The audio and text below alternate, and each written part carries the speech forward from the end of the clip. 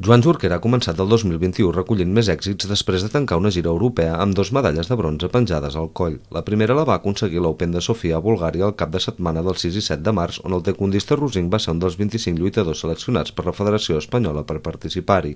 En el primer combat, en Joan va superar l'egipci Isa Rami 27-8, a vuitens es va desfer del suís Isaac Ronholm 19-2, a quarts no va tenir dificultats per derrotar a l'italià Simone Crescendi 24-2, mentre que a la semifinal no va poder vèncer el belga Jawad Akab, perdent per la mínima amb un marcador ajustat d'11-9, amb el que ostenta el número 1 del rànquing mundial.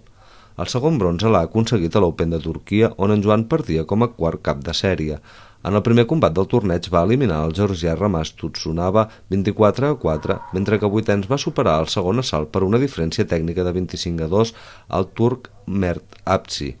La victòria a quarts va ser davant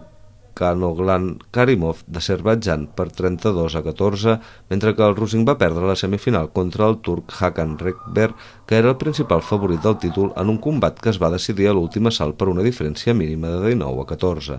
Actualment, en Joan Jorquera es troba entre els 18 millors competidors del món de la seva categoria de menys 63 quilos, sense comptar els punts sumats en aquestes dues competicions on s'ha pogut penjar els 2 metalls al coll.